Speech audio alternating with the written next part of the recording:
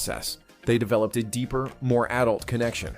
In a Rolling Stone interview, she said, quote, "Michael spends a lot of time, too much time, by himself. Michael has a lot of people around him, but he's afraid."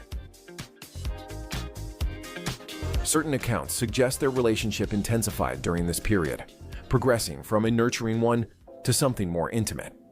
According to J. Randy Taraborelli, Michael's biographer, Diana and Michael would attend parties together and then end up at Michael's New York apartment. One assistant reportedly said he had struggled to reach them one morning because they were late for filming, only to discover Diana had stayed overnight at Michael's apartment. Later, she was allegedly overheard telling friends, quote, "Well, I'll tell you one thing, Michael definitely isn't gay."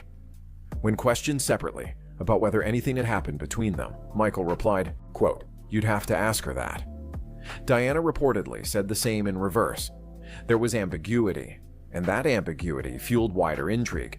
According to Michael's brother, Jermaine, his childhood crush developed into a teenage infatuation and something more mature, later writing, quote, "They only became close when Michael came of age. I know Michael has always loved Diana, from when he was a small boy. He knew he wouldn't be able to act on his love for her until he became an adult." When he spent time with Diana Ross with The Wiz, he always had this admiration for Diana Ross when he was young. And I think it got to a point where he really loved her and he really liked her, still to this day. And she was just this dream for him. And he had this ongoing just fascination for her. He loved her. After Michael Jackson's 1979 album Off the Wall established him as a rising solo star, Diana's openness about their special connection only amplified the narrative around them. In 1981, she told Ebony, quote, "I'm crazy about Michael and I love him a lot. He's a very gentle, wonderful human being, one of the special ones in this universe. His aura is only about love." Having left Motown Records and signed with RCA in 1980, Diana Ross released her first lavishly produced network television special, Diana, the following year through Diana Ross Productions.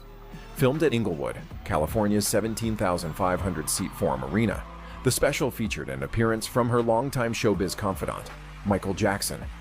Diana introduced him not simply as a guest performer, but as the talent, My Baby Michael Jackson. He later appeared again during the program, performing their duet from The Wiz, Ease on Down the Road, as well as one of his own solo hits. Throughout the special, the two former Motown stars displayed deep affection and an open flirtation. On stage, their physical chemistry was obvious. Prolonged eye contact, hand-holding, laughter that felt unrehearsed. During a mini-interview segment built into the special, Diana turned to him and said, quote, "I knew you were going to be a star. I really did. What I didn't know is that you were going to get so sexy." The audience roared. Michael blushed, smiled shyly, then motioned toward her and asked the crowd, quote, "Don't you guys think she's sexy?" It was playful, but it wasn't accidental, and it fed directly into years of romantic speculation. By 1981, Michael was no longer a child protege, but now finding his feet as an adult artist, poised, controlled, and visibly influenced by many of the performance cues he had once absorbed from Diana herself. He had become increasingly image-conscious, and both stars understood that a bubbling romantic connection could benefit them both professionally. Much like the carefully spun narrative of Diana discovering the Jackson 5 had once served them years prior. For Diana, having left the safety of Motown, which had carefully shaped her stardom for nearly 2 decades, it was crucial to present herself as vibrant and relevant to a new generation.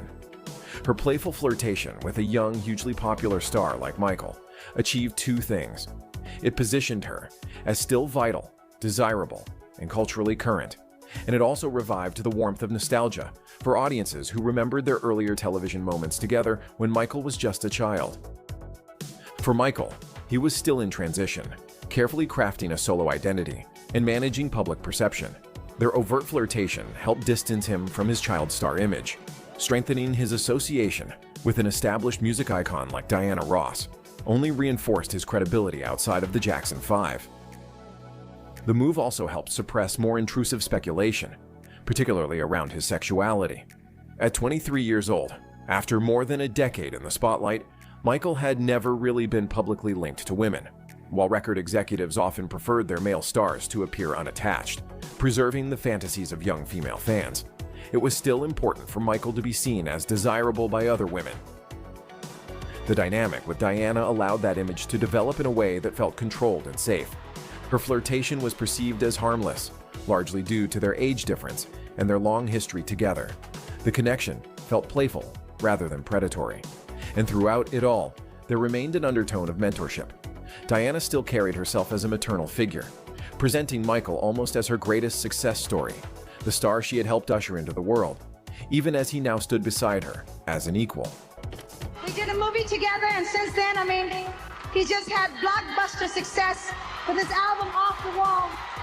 Ladies and gentlemen, my baby. Do you plan to cut an album with Michael Jackson soon? Oh, Tanya, I would like that a lot. Michael and I, have been friends since he was really little kid, and he's doing such extraordinary things writing. Right now he's doing an album or writing a song with Paul McCartney, and he's supposed to be coming in town soon, and I would like that. A new album, some superstars playing on that. Michael Jackson, of course, Bee Gees. How did this collaboration come about? Michael and I, we're in love, and there's nothing to do about it. There's nothing to say. So, Although publicly, it seemed that Diana was happy to play things up for the cameras and fuel press speculation. For Michael, their flirty exchanges appeared to carry deeper meaning. Rather than keeping things light or ambiguous, he often blurred the line between fantasy and reality. In a December 1982 Ebony interview, Michael was unusually direct when asked about his dating life. Quote, "Ebony, any black ladies in your life?" MJ, "Sure, but you wouldn't take me seriously." Ebony, "Try me." MJ, "It's Diana Ross. I love her." Ebony, "You're not saying you'd like to marry Diana Ross, are you?" MJ, "Oh yeah, I'm saying that." He doubled down 2 years later. In 1984, he told Focus magazine, quote, "Of course, one of my best friends in the world is Diana Ross. Sometimes I tell her I'm going to marry her. Our relationship goes on forever." Michael wasn't coy. He wasn't vague. He was persistent. For Michael, at least, their light flirtation had clearly crossed over into something more serious in his mind. Whether it stemmed from his inexperience in romantic relationships, a longing for human connection, or simply the intensity with which he formed attachments, he may have interpreted Diana's natural warmth as something more intimate. Her teasing, affection, and their closeness, in his mind, may have signaled something deeper than just friendship. Michael later reflected on their bond with striking intensity. In his autobiography, he described Diana as, quote, his mother, sister, and lover, all combined in one. Language that reveals just how layered and emotionally complex the attachment had become. For Diana, the realization that Michael's feelings may have shifted into something more substantial must have been deeply difficult to navigate. She empathized and clearly understood how emotionally fragile he could be, feeling naturally protective of him. Rather than publicly rejecting or embarrassing him, she subtly reframed their connection, presenting it as maternal, mentoring, protective, rather than romantic. Tonight is a night for film. What are your plans in film coming up? We're gonna do something soon. He's gonna play my son. How do you feel about that? It's great.